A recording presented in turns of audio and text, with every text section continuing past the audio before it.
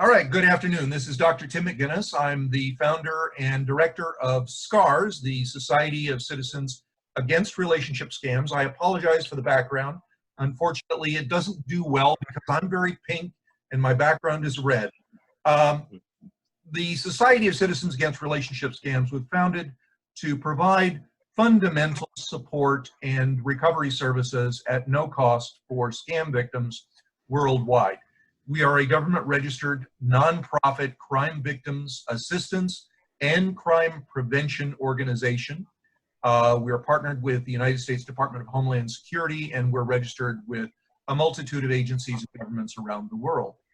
Joining me today is Debby Montgomery Johnson, who is another director of SCARS. I am an ex-Navy veteran. Debby is an Air Force veteran. And joining us today is Pierre Bonilla, who is a Marine Corps veteran and himself a victim of impersonation. His photographs have been used extensively online by African and Indian scammers to defraud, scam, particularly in romance scams, women around the world. And thank you, Pierre, for joining us today.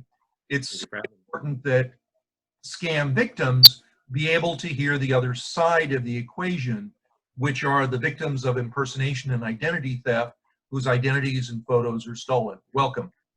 Thank you for having me. Appreciate you. You're very welcome. To begin, I wanted to hear a little bit about your experiences and the way you have been dealing with being the focal point of so many victims who have, for all intents and purposes, fallen in love with your face, but have no idea really who you are because they're not talking to you. They're talking to a photograph and an impersonator, a scammer behind that photo. Right. Well, I think it just developed over time. I've been removed from the Marine Corps since 2015. So initially it would be maybe one report of a victim a month. But over time, it just progressively grew larger and larger and larger. And particularly this year in 2020, it's just excessive. Constantly, at least 10 people reach out, and it's just overwhelming to the point where I used to respond to victims and explain to them, also hear them out, because I know they're going through a hard time as far as their heartbreak or financial situation. But now it's actually a lot easier for me or maybe another person that's been impersonated just to ignore it and let them go through other entities, because the number is overwhelming as far as how many victims have been utilized by all these scammers. Another thing too is majority of the scammers that I came in contact with, confronting them about stealing my identity from my past, my military photos, and also pictures of my daughter, which I think they tend to use the military photos and a single father to get pity out of people and find ways to financially grab them, like, hey, my daughter is in foster care. Hey, I need to send money back home.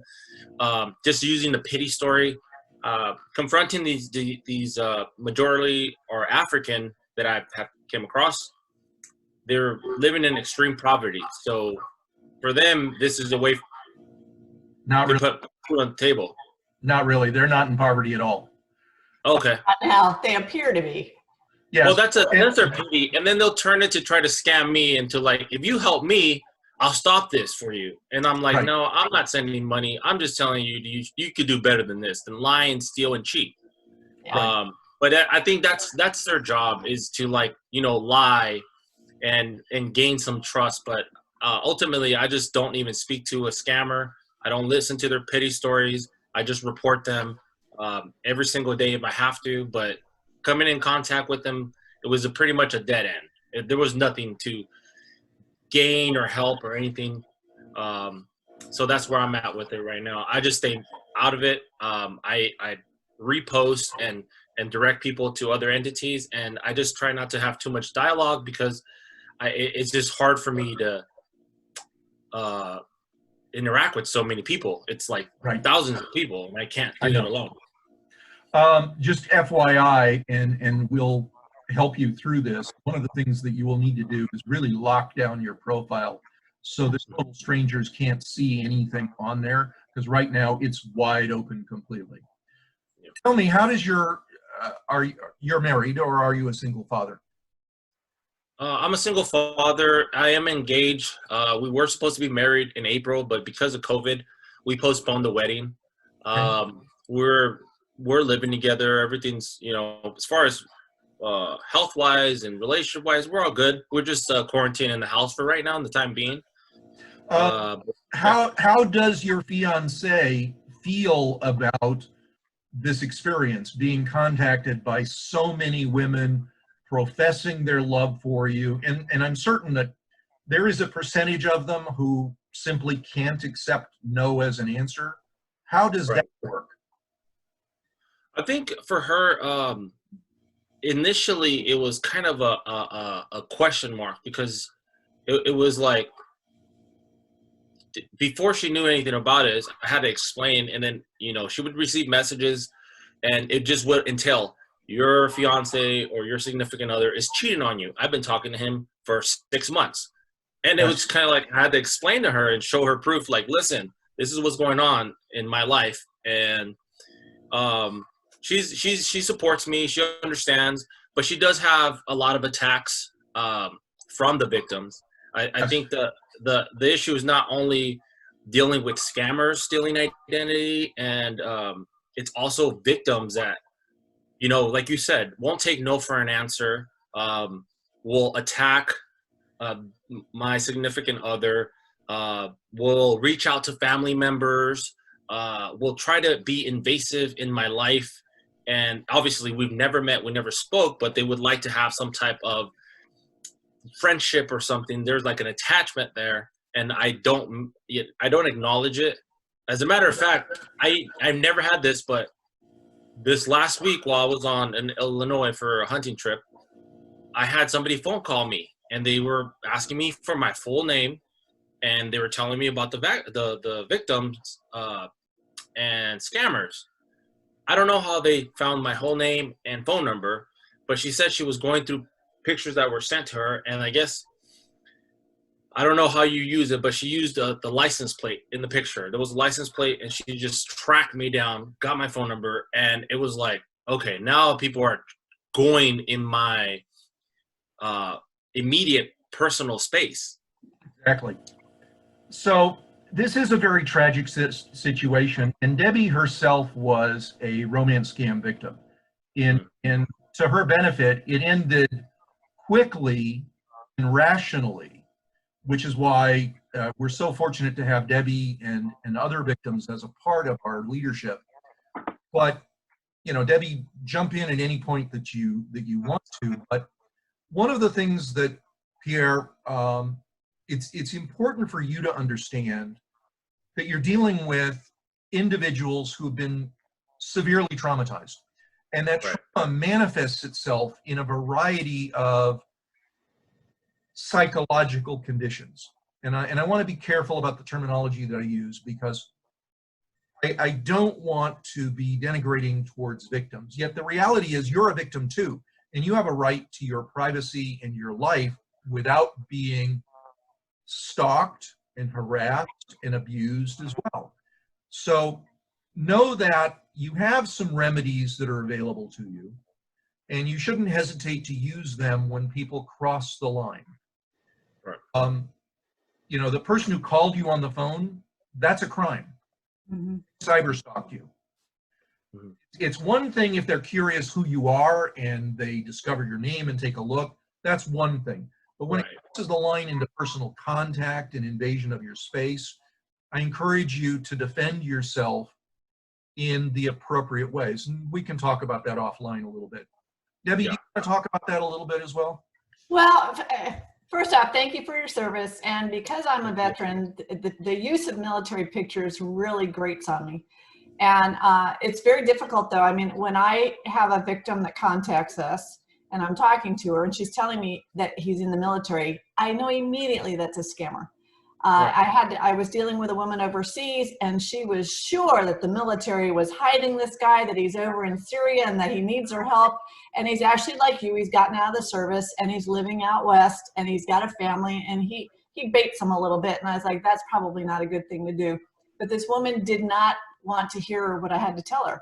So it's very difficult if they're at that stage that they are going to try to go after you and stalk you. And like Tim said, if your profile is wide open, they're going to come at you. So you really need to clamp down on that. How are they contacting you? Are they looking you up on Facebook? Are they messaging you that way, or LinkedIn? Where are they coming to you from? So I think what they do is they reverse Google search an image or a name, and they'll pop up with Facebook. I only have Facebook and Instagram. So they pretty much swarm my inbox with messages, and I don't like I mentioned, I used to respond and explain, and even I used to, I just hear them out and feel sorry for them because they went through a heartbreak. But at this point, it's kind of like, listen, it's the same story over and over again, and I can't continue to I'm not here for to give you sympathy or anything. Like, I'm already trying to take care of my own life. I can't, worry about I just gave $4,000 to this guy that was pretending to be you. There's nothing I can do. Report it to the police, call your bank.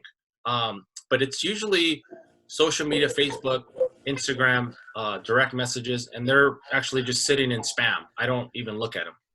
Well, I know it's really difficult. I actually interviewed Colonel Brian Denny. I don't even know if you've met Brian. He's a retired Army colonel, and he was in the same situation. His picture has been used by thousands, and he actually doesn't even get on social media much. He's on some, but not on Facebook, for instance.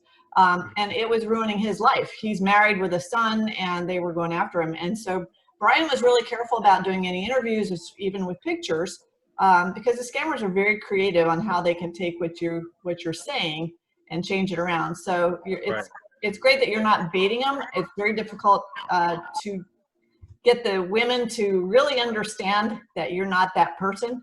I was fortunate, I say that. My scammer actually ended up confessing in person, and I saw him, so I was able to, and mine wasn't military, because I would have known that. But I was able to disassociate myself from the persona and the real person once I saw him. Most of the victims don't have that benefit. And so I tell them to use the picture of my guy. But I'm really sorry. It just breaks my heart that they are going after guys in the military. I understand why, because you look great in a uniform, you're patriotic, you're trustworthy, honest, and all those things. And you're breaking their hearts. Literally, because they think that you're that real person. But I mean, being in the military is a legitimate excuse for them not to see you in person. So you can always say, I'm in a mission. I can't see you yet. I'm gone. Most of the time, kind of we push for that first date interaction, that physical interaction. And with the military, you're just like, I can't, but I do need your love. I do need your support. I'm coming back home soon, and just wait for me. And then that's how they, maintain that. But what you don't need is a ticket home. You don't need support because your kid needs food. And that's the kind of thing that I'd like to see maybe us do, is do these little segments when they come up and say, well, this is what he told me. And I'm like, but that's not true. The military will take care of him. He doesn't need that. So Tim, maybe absolutely. It was one of the things that came about. It's the base has been under attack. I don't have any food. Can you send me money? We work for the world's largest military force. We're well-funded, well-provided. They take care of everything. No military member is going to ask you for money to support them overseas. They're not going to ask you for a flight to go back home because, granted, military doesn't care about your opinion, especially a girlfriend about a soldier or Marine overseas. He's not going to go on leave because a stranger says, send him back home. Here's $2,000. No, he has a mission to complete if he is legit. And once he's done, he'll come back home on his own. There's no need for a financial support. We've been told by Army CID and Navy NCIS that you guys are actually told to stay off of social media when you're in the Army anyway. Yeah. Right. Yeah. When you're overseas, you know, you have OPSEC, so you do operation security. You don't talk about what's going on. You don't Right. tell somebody where you're at. You Or don't even give them your full the whole name. game. Yeah. I mean, you do get on. When I've been deployed, you do get on like once a month after you do like a patrol. We'll stop at a base, and they have, you know, the internet service for you, just so you can contact your family, your loved ones. Exactly. You do not have time to talk to someone on a daily basis. You have missions, you have objectives. Like, that's finding love is the last thing you're worried about overseas. That's the last thing you're Here's worried the about. thing. We know that because we've been in the military. People that are Yeah, not in the military don't know that. They don't understand that. And they that's think true. that you're off in the middle of nowhere and you just need someone to talk to. My Right. boys are deployed. I totally understand what you're saying, but the Yeah. women that I've dealt with have no clue.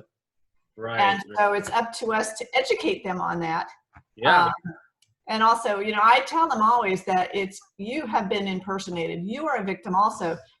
A lot of times they don't think of the other side being a victim.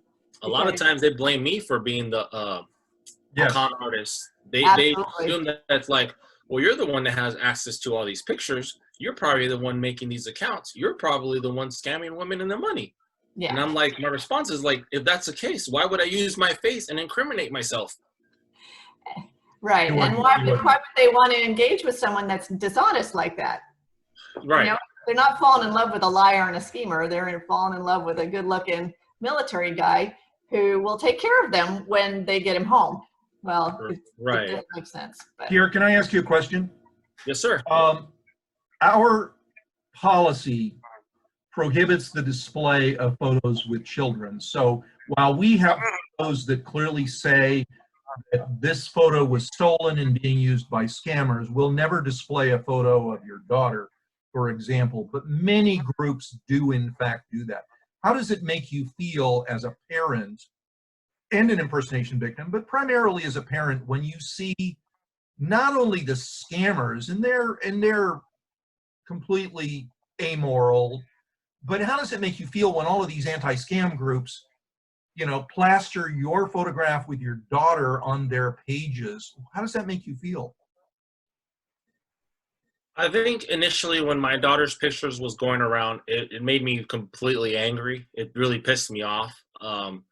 I didn't know it was scamming. I didn't know what it really was, but it made me really angry to see my daughter's face out, and you know, they would rename her or say these sob stories, and it would just piss me off because they included her. That completely pissed me off.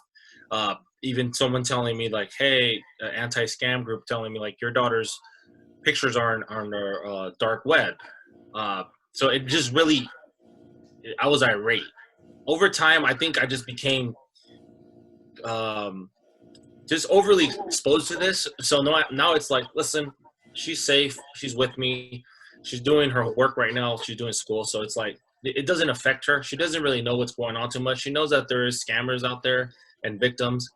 But it's just like, it really annoys me that her, you know, her pictures are out and they're using her to bait women, because women have this like nurturing feeling about themselves that they just want to take care of, you know, people, especially children.